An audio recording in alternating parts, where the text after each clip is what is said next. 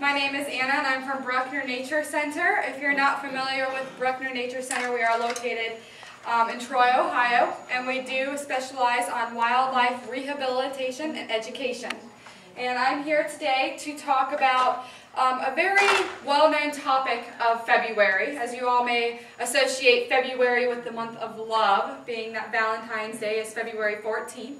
Not only is it the month of love for humans, but it's also the month of love for much of the wildlife that's out there. Okay, so we also call this breeding season. All right, so we're going to go through a variety of animals today and talk about their breeding habits, their babies, because we'll start to see those certainly during the springtime, and even as early as maybe today we might be expecting some baby squirrels into Bruckner actually. Anytime between today and throughout the end of summer we could have babies galore. We're going to go ahead and we're going to start off talking about a couple of birds first. And I'm going to introduce you to the great horned owl. How many of you have ever heard of a great horned owl before? A lot of people, hopefully.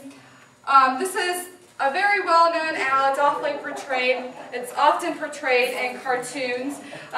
It's the largest owl of Ohio, actually, and be about that big. It's got big feathered tufts on its head, and this is actually the wing of a great horned owl. So you can kind of imagine just how large a great horned owl is. Now, like other owls, the great horned owl, or most other owls at least, is nocturnal. Okay, so nocturnal means that they are awake at night. And like all other owls and other birds of prey, they do hunt for their foods. They eat things like mice and rats and maybe some smaller birds even, some smaller owls. And so they have to have these special adaptations for hunting at night. You can imagine it's pretty dark outside, so they need possibly big eyes. So they have great, great big eyes. And if we had eyes the size of an owl's eyes, they'd be the size of a tennis ball. Wow. Can you imagine having that big of eyes? That's pretty big. You'd have eyes bulging out of your skull, wouldn't you? And because their eyes are so large, they don't have room behind their eyes for muscles like you and I do. They can't move their eyes up or down or left or right. So you can imagine that if they're sitting or perched up on a branch on a tree and they're looking out and they've spotted their prey at night, that tree may be moving by the wind. They can't move their eyes to accommodate for the moving branch, so they have to be able to keep their head still. Okay? And they'll keep their head still as they can, and then sometimes they're even able to move their head. You might have heard that they can rotate their head all the way around, 360 degrees around. A lot of people may have heard all the way. This is a common misconception. It's not quite all the way around. So if I were an owl, if I were a great horned owl, and I was looking forward, and I wanted to turn my head around as far as I possibly could, I would turn to the right all the way until I was eventually looking over my left shoulder. Wow.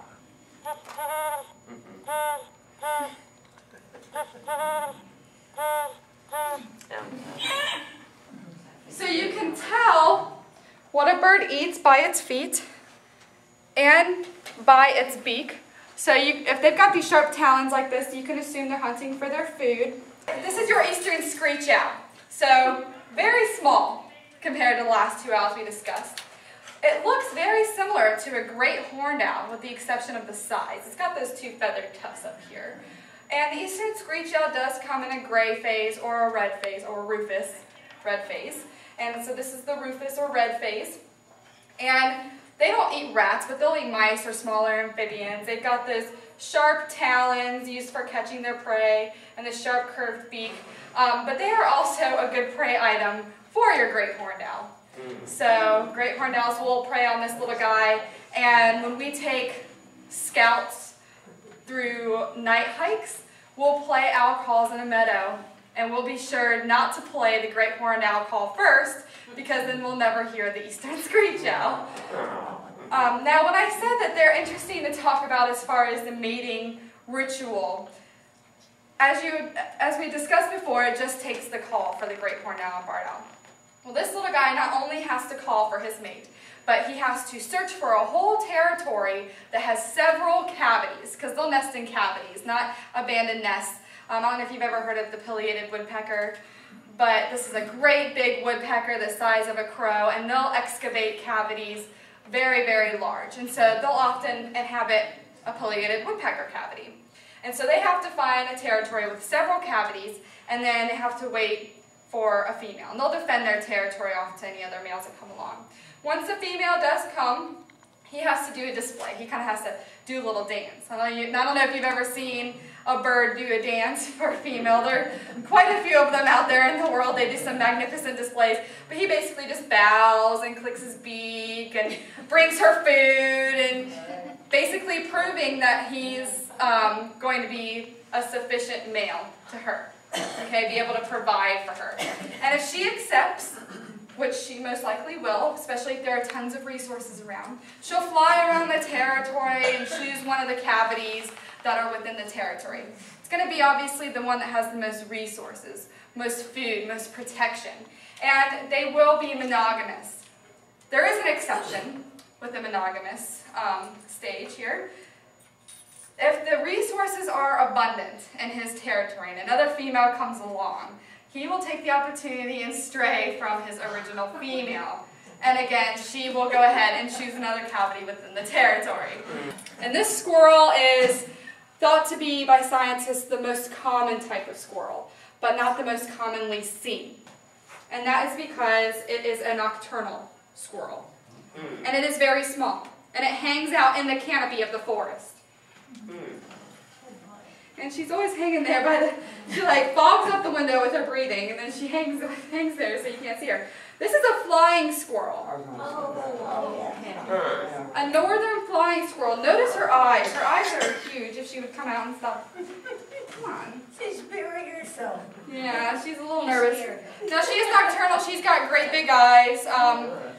Whenever I pull her out of her enclosure, she's sleeping. So she hasn't really gotten acquainted with our timing yet. The owls have. The owls don't really sleep during the night anymore, just simply because we're around them all the time making noise. So they've kind of changed their schedule. Come on. Now when I say flying squirrel, I don't mean that squirrel can fly. Look at it. It does. It's got extra flaps of skin from its elbow to its side so that it can glide from tree to tree. What is it? A squirrel. The flying squirrel.